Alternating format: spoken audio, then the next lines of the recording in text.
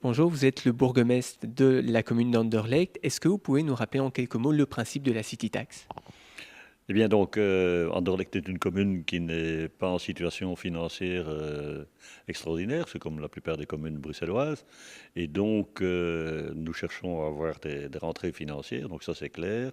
Et le collège précédent a examiné, a comparé les taxes communales qui existaient dans notre commune et celles qui existaient dans les autres communes. On s'est rendu compte qu'à Anderlecht, il n'y avait pas de taxes sur les hôtels et sur l'hébergement en général. Et donc, le collège a décidé de faire un règlement taxe en s'inspirant assez bien de la commune voisine de Saint-Gilles.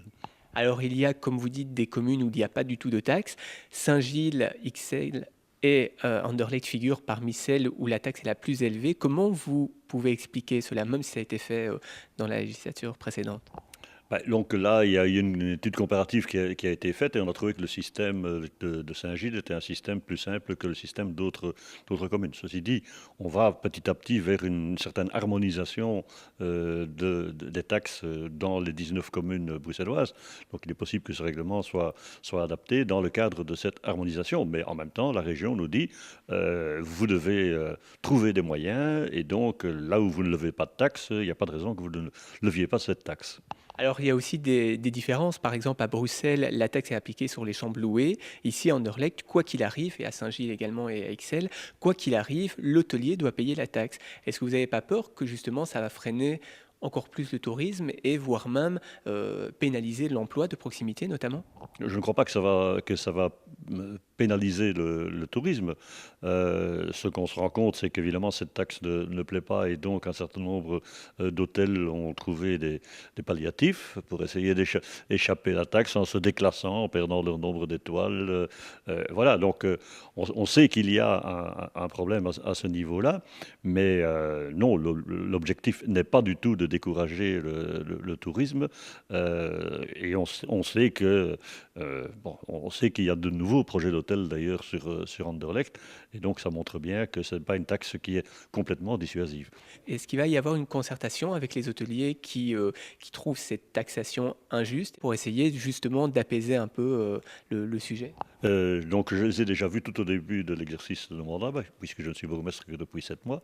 J'ai dit que nous étions prêts à réfléchir, mais évidemment, pas question d'annuler cette taxe purement et simplement, et pas non plus question de faire un système qui soit trop compliqué. Si c'est pour avoir 4 ou 5 membres du personnel qui sont chargés de contrôler les hôtels, l'utilisation des chambres d'hôtel, etc., je ne sais pas du tout comment ils font à la ville de Bruxelles. Moi, j'ai pas le personnel pour faire ça. Donc, on a pris un système qui est un système simple, qui peut-être, on peut considérer que c'est un système un peu aveugle. Donc, on peut en rediscuter, mais pas question de supprimer les taxes, parce que sinon, je n'ai que des sollicitations pour supprimer toutes les taxes. Et, comment est-ce qu'on fait fonctionner la commune?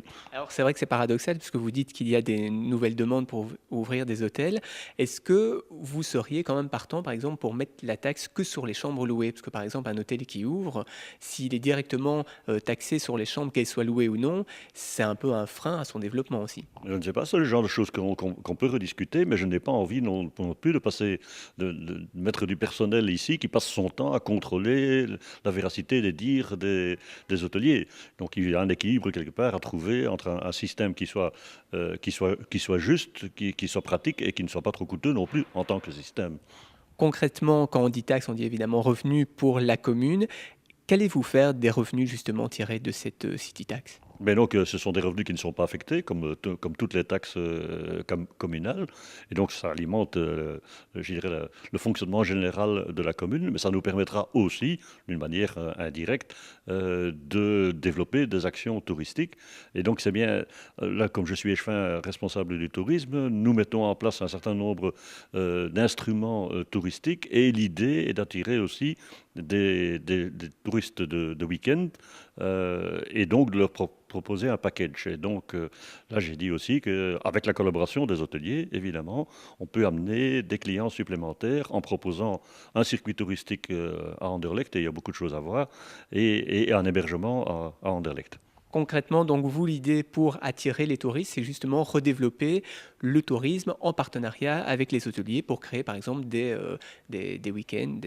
Oui, avec une difficulté, mais qui est due à l'implantation des hôtels, parce que la plupart des hôtels sont situés à proximité de la gare du Midi, et de la chaussée de Mons. C'est pas l'endroit le plus touristique de la commune. Donc, les touristes qui viennent visitent surtout le centre de la commune, de plus en plus la zone verte. Et de ce côté-là, évidemment, il y a moins d'hôtels. Donc, nous allons avoir une discussion avec les hôteliers pour voir comment on peut faire ce package sur Anderlecht.